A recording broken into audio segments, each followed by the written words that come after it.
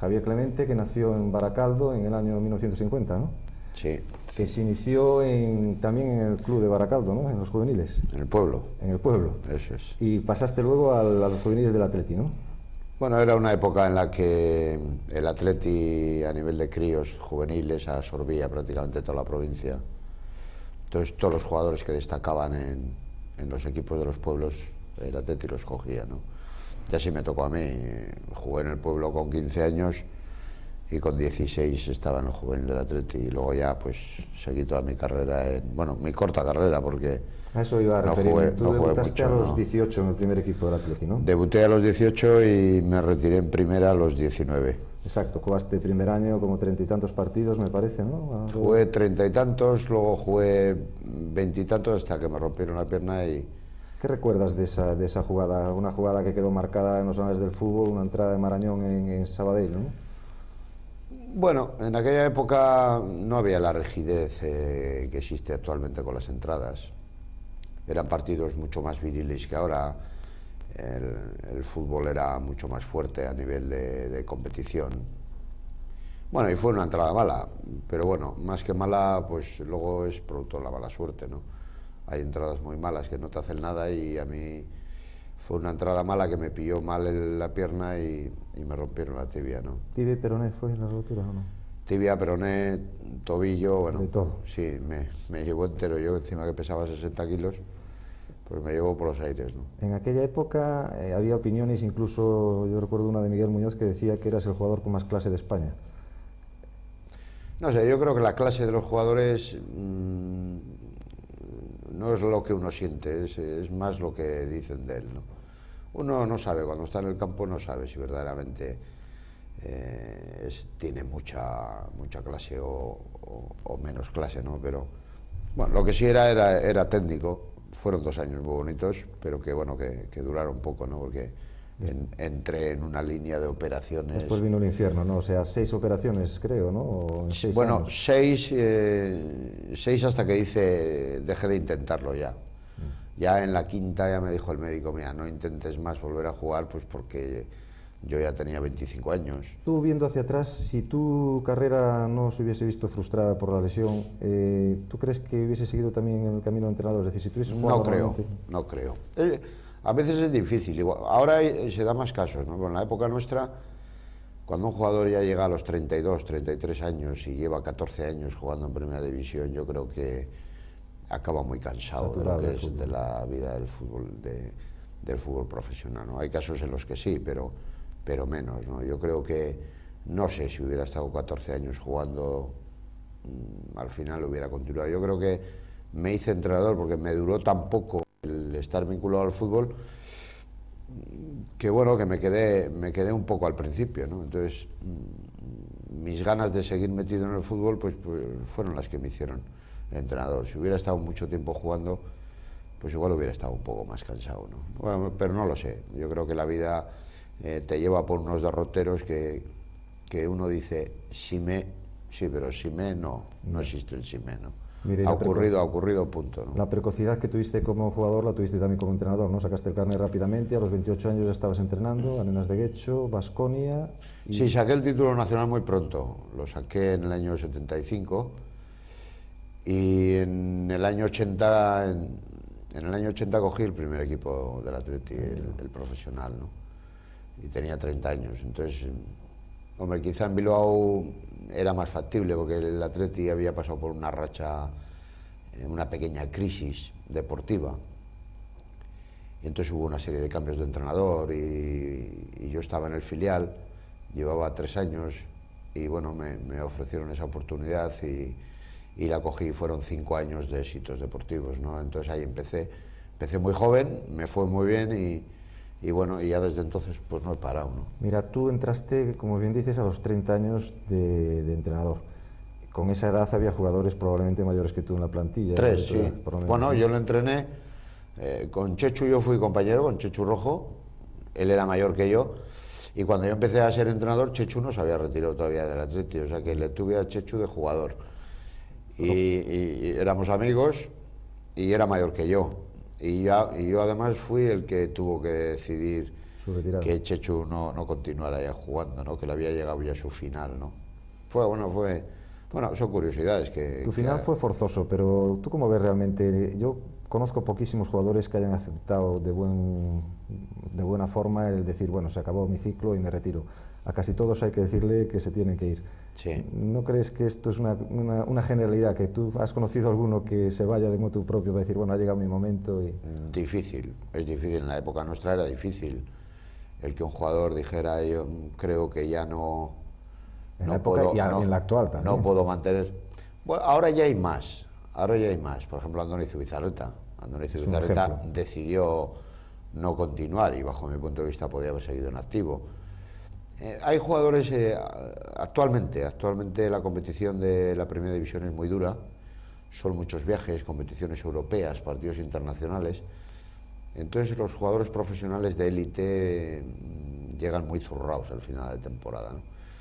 Entonces yo creo que hay un momento que no se cansan de jugar, lo que se cansan es de estar tanto fuera, de ver poco la familia, de tener una vida muy poco privada. Entonces yo creo que ese es el fundamento por los cuales lo dejan, ¿no?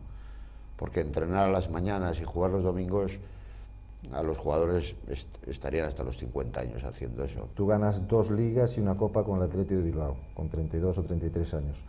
Una etapa impresionante, ¿no? Una etapa en la cual rompes moldes en cuanto a que, por ejemplo, un equipo que no fuese Madrid-Barcelona ganase 2 años consecutivos. ¿Qué sentiste en toda esa etapa tú en Bilbao, en el sentido de romper un poco la hegemonía de los denominados grandes? Bueno, nosotros heredamos un poco los 2 años de la Real Sociedad, es decir, fue un ciclo de la Real Sociedad fantástico, con los López, Ufarte, Zamora, Arconada, un equipo fantástico, y después entramos nosotros. Entramos nosotros con un equipo muy joven, muy joven. Yo subí del Bilbao Athletic al equipo profesional, al Athletic, y el Athletic de ese año subí 8 chavales de 20 años. Claro, era un equipo joven, con una historia del Athletic impresionante de épocas antiguas, y claro, hacía muchísimos años que no se era campeón, exactamente me parece que 27 años sin haber ganado un título. Bueno, claro, cuando uno está trabajando en el equipo en el que ha empezado a jugar, en el equipo que es de su casa, que siempre hemos vivido allí, que no tenemos dimensión del fútbol de fuera, nada más que el fútbol local. Claro, cuando tú consigues esos logros, yo creo que conseguir un triunfo, una liga, lo celebra todo el mundo, aunque te toque estar entrenando en una ciudad que no tiene nada que ver con tu vida, ¿no? Pero es importante a nivel profesional. Pero claro, cuando es un triunfo en tu casa, hombre, la magnitud es mayor, ¿no? La celebración es mayor, la gente... Porque claro, los que te van a ver el domingo y los que te están animando durante todos los días, en realidad es el carnicero que le compras la carne, es el que te vende el periódico, es el que sale de la fábrica y se tropieza contigo. O sea que hay un trato mucho más directo, ¿no? Entonces, claro, bueno, fue una inmensa alegría, pero para toda la ciudad, porque recuerdo que cuando pasamos por la ría, pues hubieron cerca de 1,5 millones de personas alrededor de la ría, es decir, fue prácticamente toda la provincia. Eso fue el primer año. El segundo año hubo gente que no había ido el primero y les contaron la magnitud de aquello y dijeron, pues es que el segundo año fue más fuerte todavía, porque claro, algunos se lo habían perdido y querían verlo, ¿no? Entonces el segundo año fue todavía más fuerte el paso por la ría, ¿no? Y bueno, es como una cosa del pueblo. Mira, recordando esto mismo, el tema de las canteras. El tema de las canteras es muy difícil. Al final, la gente quiere que se gane. Y claro, que se gane con gente de cantera es muy complicado, porque son ciclos, hay que tener mucha paciencia. Los chavales cuando empiezan, su rendimiento es muy intermitente. Hay partidos que juegan muy bien y hay otros partidos que juegan muy mal, porque no están hechos y no tienen mucha experiencia. Entonces, el público no tiene esa paciencia. El público quiere resultados. Si hay buenos resultados, el público va. Si no hay resultados, el público deja de ir. Entonces hay medias entradas. Entonces, económicamente, el club se resiente. Entonces, ¿qué hacen los clubs? Invertir. ¿Qué es lo que traen los entrenadores o lo que traen los clubs? Jugadores hechos. Jugadores que no tienen más futuro, pero que tienen un rendimiento estable. A corto plazo. Tienen 26, 27 años, tienen un rendimiento bastante fijo. ¿Qué le ocurre al chaval? El chaval tiene en sus inicios un rendimiento de altibajos, pero que en el futuro sí va a tener más fortaleza que esos extranjeros. Sí, pero el futuro en el mundo del fútbol no existe. No te acepta nadie. Nadie tiene paciencia. Todos quieren resultados de inmediato. Y entonces dices, joder, pues si los chavales tienen futuro. Pero ¿quién les abre la llave? ¿Los entrenadores? Yo creo que los entrenadores abriríamos la llave si no tuviera, vamos a ver, si yo estoy en el campo y a mí me dicen no pasa nada por perder, no pasa nada por quedar el quinto por la cola, o el cuarto por la cola, o el tercero por la cola. Pero hay una posibilidad, Javier, que tú, por ejemplo, que tienes fama de ser una persona que te gusta mucho la escuela inglesa, ¿no? En Bilbao, por ejemplo, se sigue la línea de tener jugadores de la cantera. Sí, pero con cuidado, con cuidado. Sin embargo, por ejemplo, en técnicos se traen muchos técnicos de fuera, que es curioso. Bueno, pero eso también es muy fácil. Lo de los técnicos extranjeros es muy fácil. Y se traen a veces técnicos extranjeros que no los conoce ni su padre. Y dices, vamos a ver, ¿qué te da un técnico extranjero en un equipo? Un técnico extranjero lo primero que, como hay un gran desconocimiento sobre cómo es, lo que hay es un tiempo de paciencia. En el mundo del fútbol la paciencia es un tiempo fantástico que todo el mundo quiere. Entonces viene un entrenador austriaco, por decir un ejemplo, y lo fichan en el mes de agosto. Entonces empieza el equipo y la prensa y el público dice, joder, qué cosas, este sí que sabe. Fíjate, en vez de dar las vueltas de izquierda a derecha, que es lo que hacían el año anterior con un entrenador local, llega y da las vueltas al revés. Y dice, jo, en realidad están dando lo mismo, ¿no? Vueltas al revés. Y dicen, jo, este sí que sabe, claro, pues es austriaco, ¿no? Empiezan los partidos y si se gana, pues bien, todo el mundo contento. Si se pierde, todos dicen, hombre, es que todavía no conoce bien la Liga Española. Hay que darle un tiempo. Y tú preguntas y dices, bueno, ¿y cuánto tiempo es ese? Y dice, no, pues 4 o 5 partidos más. Claro, 4 o 5 partidos es un mes. A un entrenador local, nacional, a ese no le dan ni uno. Como pierda el primer partido, ya le pegan el primer palo. Como pierda el segundo, le dan más palo. Y en el tercero ya está en dudas de si lo echan o no. Al extranjero no. Al extranjero dicen, no, todavía no conoce muy bien el idioma. No conoce muy bien a los equipos españoles. Todavía se está moldando. Entonces el equipo, el club, tiene un margen de tiempo. Que si el equipo es bueno, con ese margen de tiempo, pues ya empieza a caminar. Pero también caminaría con el entrenador español. Claro, lo que pasa es que el español no llega al tiempo. mes y medio. Entonces se los cepillan. ¿Qué saben los entrenadores extranjeros? Yo creo que los entrenadores extranjeros los hay buenos y malos, igual que los españoles. Hay entrenadores españoles buenos y hay entrenadores españoles malos, igual que los extranjeros. Lo que pasa es que somos un país un poco... de valorar demasiado lo de fuera, ¿no? Un poco quijotilla, sí, ¿no? Sí, sin duda. Yo quería preguntarte lo de la figura del manager, porque la figura del manager, como a veces funciona en Inglaterra, da un poco más la posibilidad de lo que tú dices. Es decir, si un manager funciona como un director general que tiene un plazo de tiempo medio o largo para manejar el club, pues en cierta manera, si eso fuese posible con los presidentes que hay actualmente en España, muy difícil. Pues entonces sería distinto el funcionamiento, no se podría tener proyectos a medio o largo plazo, en fin, no sería una cuestión de urgencias como es en este momento. Yo el manager en el mundo del fútbol lo veo muy bien, es decir, pero verdaderamente es asumible en el fútbol español, no, muy complicado. La figura del manager, el manager en realidad es el que dirige el club en toda su extensión deportiva, ¿no?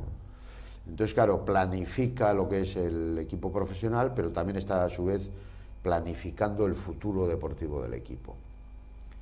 Pero en España eso es muy complicado. Es muy complicado que igual los consejos te acepten esa figura, aunque con la llegada de las sociedades anónimas todos entendíamos que todas las sociedades anónimas, los presidentes que son presidentes de consejo, iban a contar con una persona que fuera el manager, como este es el director general de la empresa. a nivel exclusivamente deportivo, y nosotros somos los que gestionamos los conceptos económicos. Pero no ha proliferado. Yo quería hablar ahora, hasta ahora hemos hablado todo de positivo, ya empezamos con alguna parte negativa. En tu cese en el Atleti, el problema con Manu Sarabia. Realmente suena raro un problema que habiendo ganado 2 ligas, una copa, habiendo llevado al equipo arriba de todo, que realmente tengas que salir de un equipo por un enfrentamiento con un jugador, ¿no? Realmente... Es que yo en realidad no me enfrenté con él, es que no fue así. Vamos a ver, bueno, cada uno tiene sus propias ideas, ¿no?, de lo que es trabajar en grupo, lo que es un equipo de fútbol, ¿no? Un equipo de fútbol es un grupo que trabaja con un fin, que es ganar o vencer. Y para vencer tiene que haber una línea de comportamiento. Y un entrenador marca las pautas y dice, bueno, vamos a ver, no podemos estar de juerga todos los días. Hay que tener un comportamiento con la afición deportivo. Luego en el campo, oye, los buenos ganan 100 y los menos buenos ganan 20. Sí, pero el esfuerzo del que gana 100 tiene que ser el mismo del que gana 20. O sea, aquí hay un compromiso de esforzarse en... Bueno, y llegó el tema de Manolo Sarabia. Y Sarabia es una paradoja, porque nunca había jugado en primera división de titular indiscutible, era un hombre de una calidad impresionante, hasta que llegué yo. Cuando yo llegué le hice titular indiscutible. Bueno, pero al cabo de 5 años, Manolo Sarabia en el equipo dijo, yo soy el mejor y tenéis que trabajar todos para mí. Y entonces le dije, ¿cómo dices? Vamos a ver, que tienen que trabajar todos para ti. No, mira, majo, tú tienes tu trabajo, tú tienes tu exigencia y tú tienes tu comportamiento. Aquí no hay nadie más importante que nadie. Tú serás más importante porque cobrarás más que los demás, pero tú a la hora de estar dentro del equipo eres uno más. No tienes ninguna prebenda con respecto a los demás. Y eso funcionó muy bien, y yo creo que ese fue el fundamento principal por el cual fuimos campeones, que trabajamos en equipo y en grupo. Bueno, pero de repente Manolo Sarabia se quiso salir de ese entorno, de ese grupo, y dijo, bueno, pues si te quieres salir, salte. Pues si te sales no entras.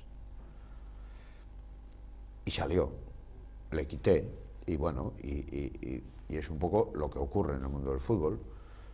Era un jugador con muchísima calidad, el que más calidad tenía, sin lugar a dudas. Empezó una parte del público que tenía que jugar, se alió con un medio informativo muy fuerte, empezaron a decir que tenía que ser titular, y unos follones, todo. Y al final pues se rompió la cuerda por el otro lado, que era el tema mío. ¿Qué ocurrió? Pues que a raíz de ese momento los jugadores empezaron a decir así, pues yo también hago lo que yo quiero, a mí hoy no me apetece correr, pues no corro. Y entonces el Atleti entró en una fase de ser un equipo campeón hasta el año 85, de repente Zubizarreta de repente se marcha, Julio Salinas se marcha, el otro se marcha, y el Atleti entra en una fase de una gran crisis, porque se había perdido el fundamento principal, que no era la calidad, el grupo, que era el fundamento de cómo se trabaja en equipo, cómo se celebran las derrotas, cómo se celebran las victorias, ¿no? Que eso es lo que hace a un equipo ser importante. Tú está claro que tienes una personalidad fuerte, para mí es una de las cosas que más me gustan de Javier Clemente. Obviamente, si entras con 30 años en un equipo y haces lo que haces, pues está claro que tienes que tener esa personalidad de entrada. Hay una frase que a ti te achacan, yo creo que era cuando estabas en el Español, que a mí me gusta mucho, que era que cuando te veían jugando con los jugadores decías, joder, pareces uno más, y decías, sí, es que yo soy uno más, pero yo siempre les digo que soy uno más, pero yo soy el uno. ¿Esa frase es verdad que la decías o es una anécdota? Bueno, quizá no exactamente. Es que efectivamente yo decisiones de vida y de comportamiento del equipo no tomo muchas. Yo creo que son ellos los que tienen que ponerse sus normas. Yo jamás hablo con los jugadores en privado, hablo poquísimo en privado. Yo todo lo que tengo que decirle a un jugador es delante de todos, y lo que le digo a uno le vale para todos. Y en realidad no soy yo el que juzga, en realidad son los otros los que juzgan. Por ejemplo, un jugador te hace unas declaraciones, es que no entiendo, es que yo tengo que jugar, que hoy en día está ya a la orden del día.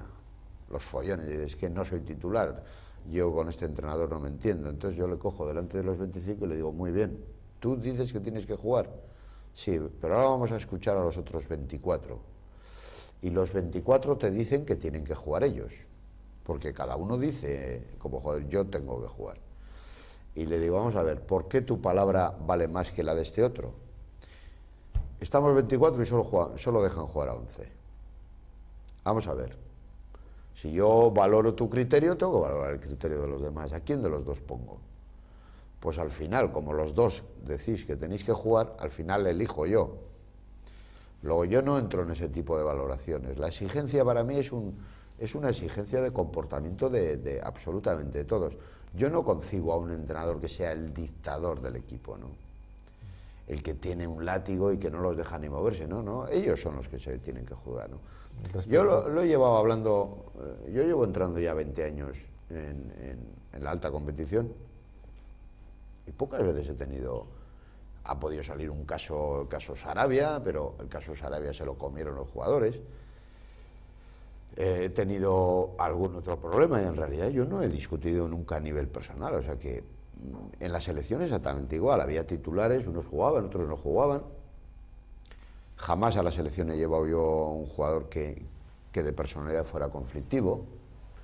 Este es muy buen jugador, ay sí, pero amigo, luego hay que vivir ahí un mundial, hay que vivir 45 días, ya sabemos que es muy bueno y que la prensa dice que por qué no está fulano, y dice, ¿cómo es su vida privada? ¿Cómo es su comportamiento? ¿Cómo es el respeto hacia los demás compañeros? ¿Cómo es?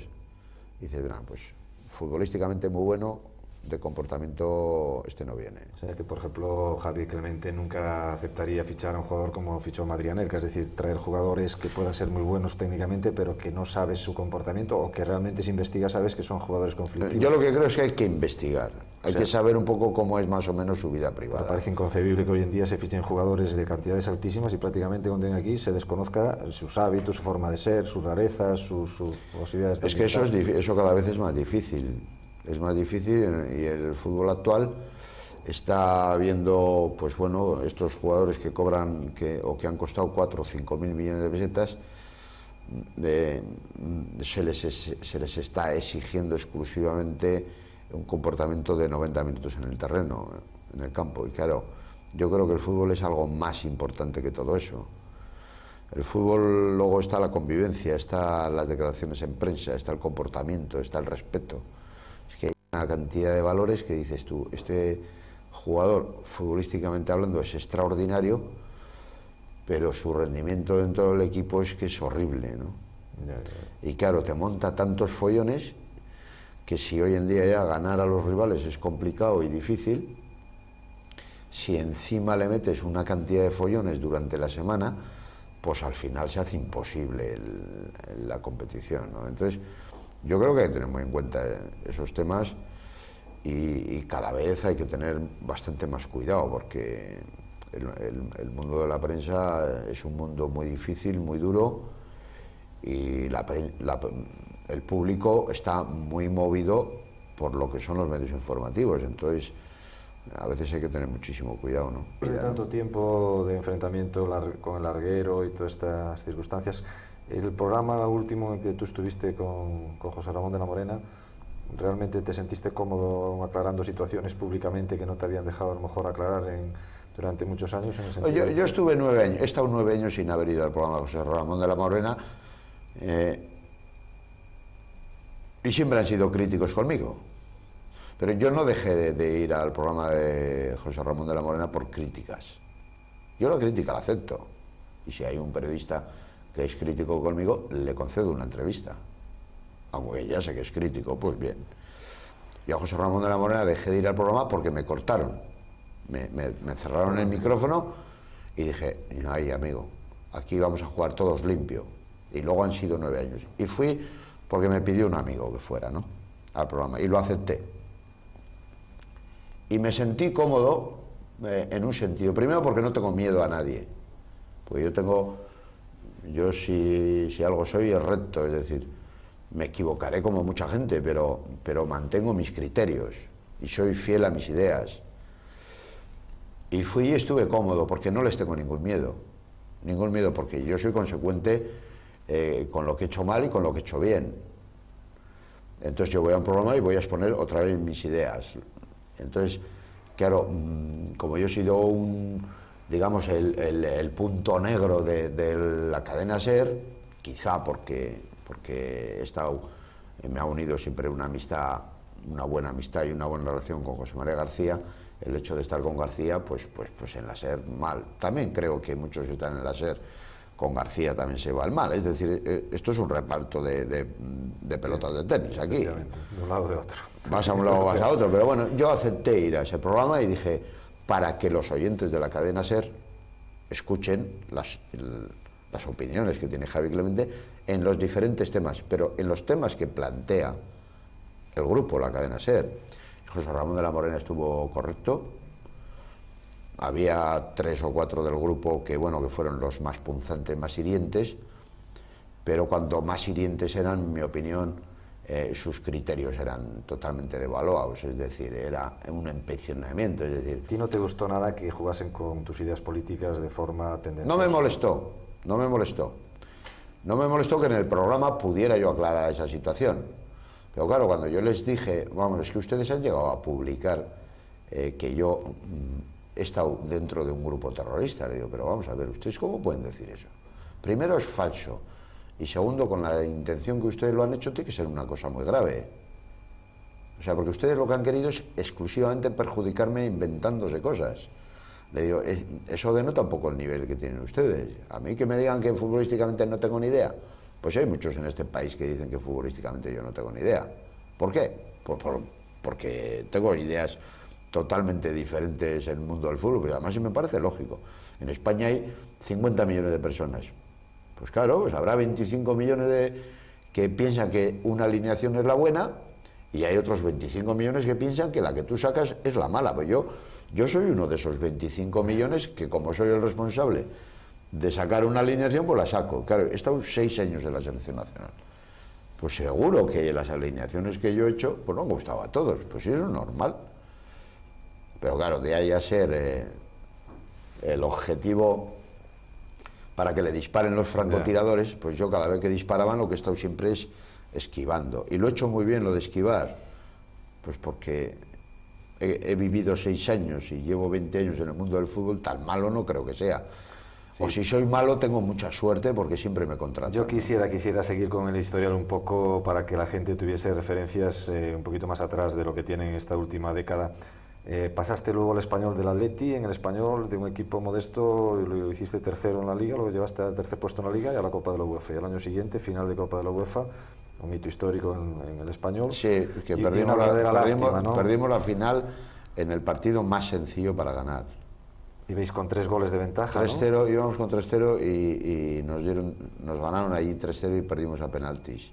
Cuando era dificilísimo, futbolísticamente hablando, que eso no se ocurriera. Pero éramos un equipo que no teníamos mucha experiencia, tampoco yo tenía mucha experiencia, pero nos metieron un gol muy tonto y además íbamos en el descanso, íbamos 0-0. O sea que nos ganaron 3-0 en 45 minutos. Y nos metieron un gol en la segunda parte y el equipo hizo como los globos. Que está el globo muy bien hinchado, le pinches con la aguja y explota. Pues nos metieron un gol y el equipo se derrumbó. O sea, es que ya no dimos una derecha, sino metieron 3. Luego ya en la prórroga tuvimos otra reacción de amor propio y tal, a ver si podíamos ganar, ¿no? Y no conseguimos y perdimos a penaltis. De todas formas, fue una época muy bonita, ¿no? Porque para mí fue muy difícil, porque en Bilbao, al no salir nunca de Bilbao y jugar siempre en el Atleti, creemos que no existe otra situación como esa. Entonces, claro, tienes un desconocimiento de todo lo de fuera que vas con un poco de decir, joder, ¿y ahora la gente cómo será en Barcelona? Y futbolísticamente, ¿cómo se trabajará en un equipo que no es el Atleti? Claro, bueno, vamos a probar. Y me llevé una impresión magnífica. Viví en Barcelona de maravilla. Y yo creo que a partir de entonces dije, si en todos los sitios hay gente fantástica, también hay imbéciles en todos los sitios, pero en Bilbao también. Y entonces cuando uno se da cuenta, cuando empieza a salir fuera, se da cuenta de que futbolísticamente se puede trabajar exactamente igual que en Bilbao. La gente, la convivencia de la gente es fantástica, como en todos los sitios, y uno pierde porque yo salí a Barcelona con 35 años y era la primera vez que iba a vivir fuera de Bilbao. Viajaba a jugar partidos fuera, pero lo que es vivir fuera de Bilbao en 35 años fue en Barcelona, y me llevo una impresión magnífica, y desde entonces he estado en la selección, he vivido en Madrid, he vivido en Sevilla, ahora vivo en San Sebastián. Quiere decir que eso me sirvió para abrirte a los caminos de eso, es salida, para conocer más cosas y decir, vamos a ver, si se vive en todos los sitios de maravilla, hay que dejar de maniguear. Todas las ciudades tienen su encanto, todas las ciudades tienen buena gente, depende de con quién te rodees, ¿no? Mira, de Barcelona pasas a Madrid, y en Madrid tienes una experiencia también nueva, ¿no? Porque muy buena, sí. Estar cesado yendo con el equipo en segunda posición, sí, es una cosa fue una insólita. Gilada, eso fue una gilada. Eso te iba a preguntar yo, ¿cómo es el personaje de Gil realmente vivido de cerca a nivel de entrenador a presidente? Que es, yo creo que bueno, bastante bueno, fue una experiencia buena. Es un hombre con mucha personalidad, muy dicharachero, muy abierto, muy de sus propias ideas, pero es cómodo trabajar con él en el sentido que él no te impone nada, no es un dictador como a veces da la sensación de ser, yo digo a nivel de entrenador. Lo que pasa que luego es un hombre que escucha a mucha gente, ¿no? Entonces toma decisiones, hay mucha gente que le engaña. Estoy hablando del año 91, ahora la experiencia de Jesús Gil es otra, ¿no? Pero en el año 91 escuchaba a todo el mundo y se creía las cosas que le contaban. Y me cesó yendo segundos con 13 positivos. Y a mí me entró la risa. Y dije, Jesús, esto la verdad es que es muy tuyo. Es decir, eres el único capaz de cesarme y yendo segundos en la clasificación, pero tú eres un presidente atípico. Y además rompimos, vamos, me cesó con una buenísima relación entre los dos. Era un hombre que te llamaba muy pronto a las mañanas, a las 7:30, 8:30. ¿Hay algún problema? ¿Necesitas algo para el equipo? ¿O cómo está? Es decir, un hombre que vivía intensamente apoyar al equipo y estar con el equipo, ¿no? Para mí fue un año de mucha experiencia y de mucha curiosidad, porque cesarme siendo segundos con 13 positivos me lo tomé un poco a cachondeo. La verdad es que me lo tomé un poco a cachondeo. Pero también porque Madrid es una ciudad que para vivir es muy difícil, muy agobiante, mucha gente, mucho tráfico. Mis hijos no estaban muy cómodos porque tenían ya 15 años, una edad muy mala. Fueron a Barcelona, de Barcelona a Madrid, y no conocían a nadie en el colegio, no estaban muy cómodos. Entonces fue un año que fue un complicado a nivel extradeportivo, ¿no? Deportivamente fue muy bueno. Pero cuando me cesaron dije, esto es atípico, haber hecho una temporada o ir en una temporada francamente buena, clasificados, y resulta que me cesan. Pero claro, me lo tomé un poco a cachondeo por eso, y también porque mis hijos no estaban muy cómodos, ¿no? Entonces no me llevé ningún berrinche. Ya. Dije, bueno, pero esto es una gilada, ¿no? Quizá mayor berrinche te llevaste el año siguiente en Bilbao, ¿no? Porque el año siguiente en Bilbao sí te cesaron, ¿no? El año siguiente en Bilbao fue muy complicado.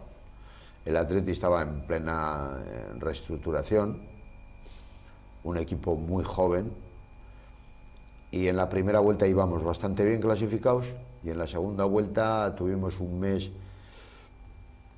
que no ganamos ningún partido y estábamos los sextos por la cola o los quintos por la cola, una situación, chavales jovencitos, pues el inicio de Garitano, de Urrutia, Rafa Alcorta con 21 años, o sea, un equipo muy tiernito, muy joven, de un rendimiento muy poco estable.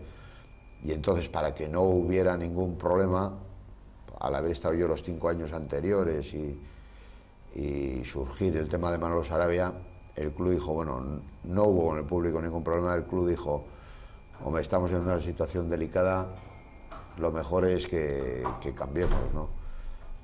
Y ahí no lo vi mal, ¿no? Pero era una época que el Atleti fue el inicio del equipo joven del Atleti, que pues, luego al cabo de los años anduvo bien porque estuvo a punto de bajar, ¿no? Fue un año muy duro. Luego fuiste al Español nuevamente. Fui al Español solo a salvarles. A salvarles del descenso, porque estábamos yo me muevo, en el mundo del fútbol me muevo mucho por aspectos sentimentales, ¿no? Y yo le estaba muy agradecido al Español. y estaban con 13 negativos los últimos, y en el mes de febrero se iban prácticamente a segunda y me pidieron a ver si les podía ayudar. Y fui sabiendo que era un riesgo deportivo muy complicado y que era muy difícil. Fui porque creo que me habían pedido ir al Español a ver si les salvaba, y fui a ayudarles. Y tuvimos la fortuna que nos salvamos. Pero vamos, fue una lotería, ¿no? Salvarte fue una lotería porque el equipo se comportó muy bien, hubo una reacción allí, porque yo ya había estado en la ciudad y nos salvamos, y bueno, gracias a Dios, pues el Español se salvó de bajar, ¿no? Y de ahí empecé tu ciclo con la selección ya, ¿no? Un ciclo que yo, como ya vamos muy apurados de tiempo, no quisiera extenderme en cuanto a lo que ha sido todo tu ciclo en la selección española, pero que yo quisiera que me resumieses, o sea, lo más breve que tú pudieras, cómo has sentido todo este paso intenso en la selección española, con muchos partidos ganados, con quizá lo que la gente achaca de que no haya ningún resultado importante en los mundiales o en la Eurocopa, aunque yo creo que el primer mundial con los cuartos de final y el partido contra Italia pues realmente pudo decantar el haber hecho un gran mundial, pero que en resumen no crees que han sido demasiado críticos contigo, es decir, tú has tenido una muy buena primera etapa. Bueno, es un país un poco complicado un poco de magnificar las cosas. Vamos a ver,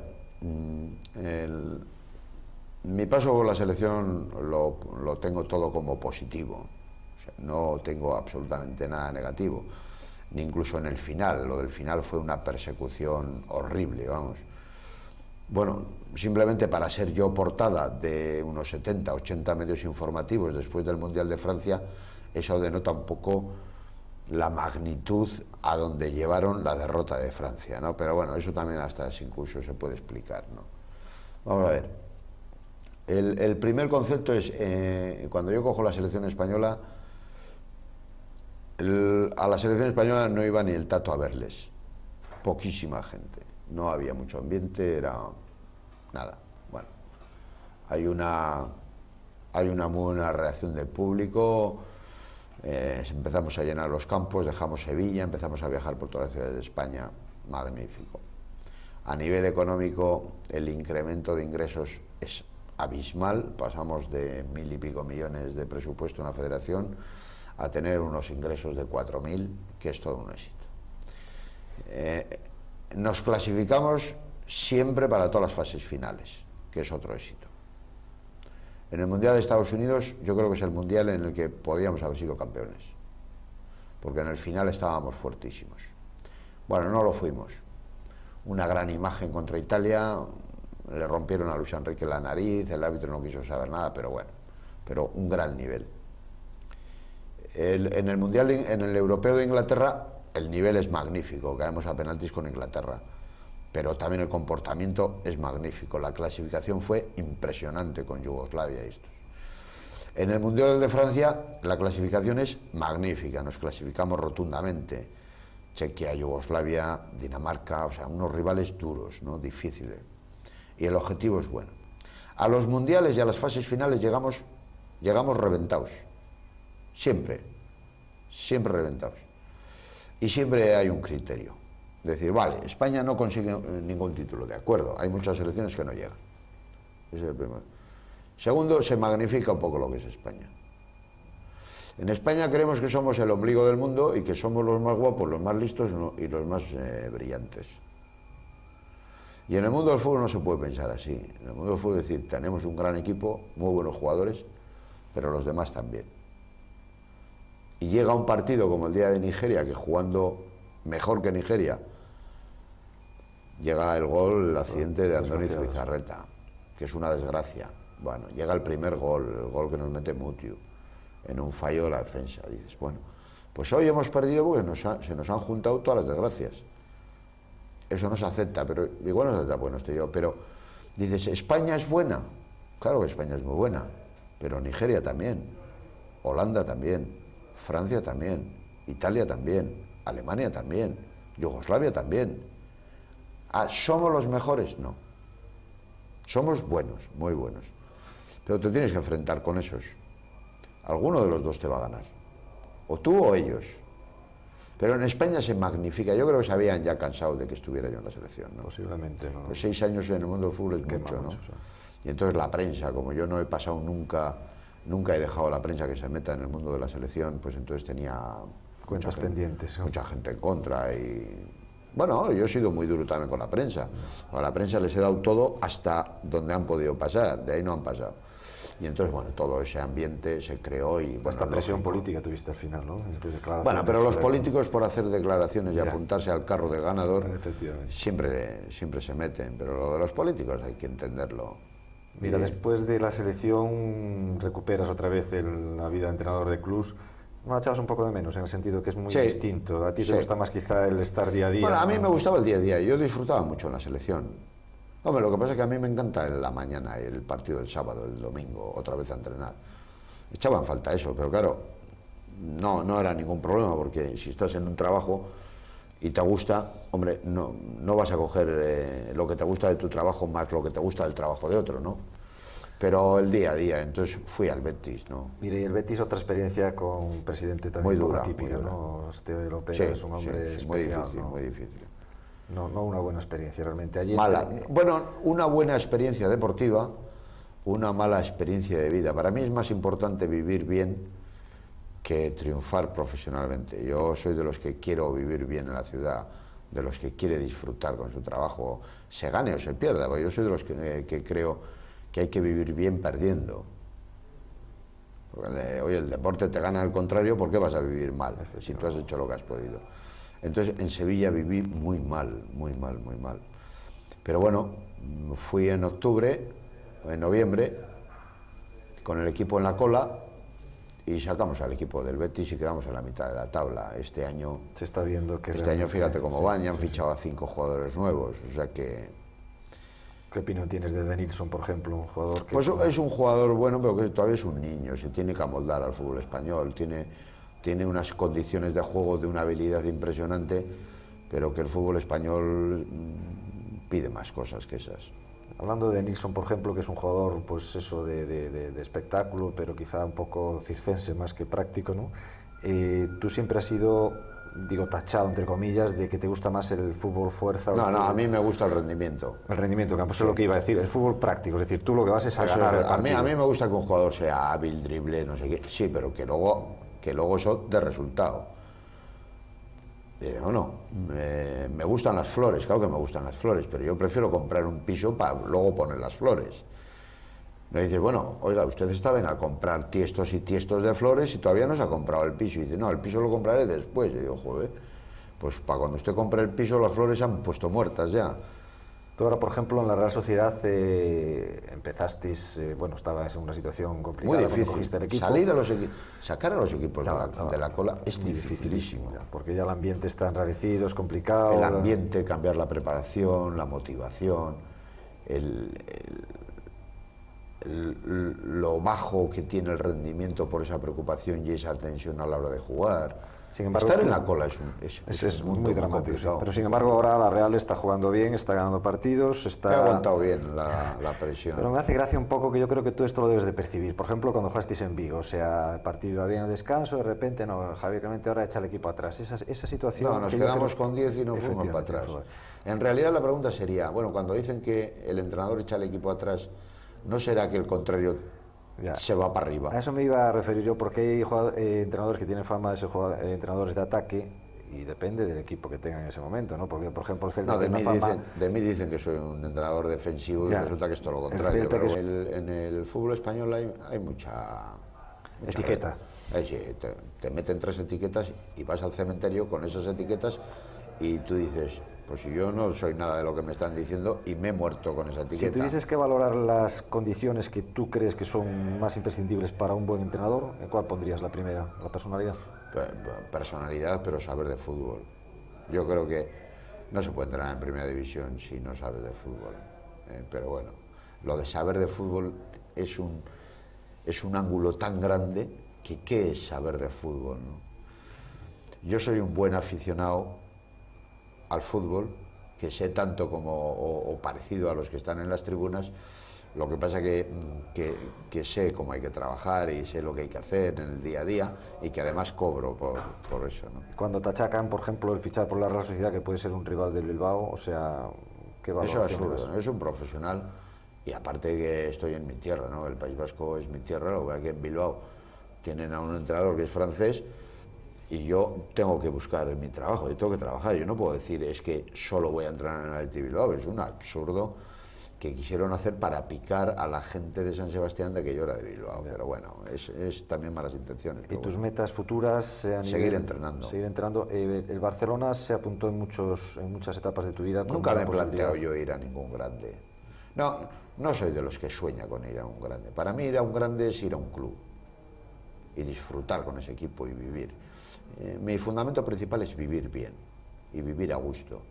Hombre, es mucho mejor de 10 partidos ganar 10, pero yo he aprendido a disfrutar de 10 partidos ganar 3 y lo que es luchar para ganar 4, ¿no? O sea que Y lo que está claro es que está súper curtido, porque realmente yo creo que en este país muy poca gente en el deporte se ha enfrentado a una situación tan presionante como la que has tenido que vivir tú. no Y me se te molesta ve la presión. perfectamente, nunca he visto que hayas perdido. No, porque he sido un luchador toda la vida y ha habido épocas que me han ido las cosas bien, otras épocas me han ido mal. Yo creo que en la vida hay que luchar y hay que tener ilusión por conseguir metas. Lo que pasa es que las metas que a veces puedes conseguir en un sitio son muy grandes, pero no por eso son menos importantes cuando tienes metas más pequeñitas, porque las metas a veces más pequeñitas son más difíciles de conseguir, depende de dónde estés, ¿no? Entonces lo que hay que hacer en la vida es estimularte, luchar y trabajar a gusto con la gente que le estás exigiendo, ¿no? Vale, pues oye, ha sido un placer tenerte aquí y Venga. te deseo los mayores éxitos en el futuro. Muchas gracias. Venga, gracias.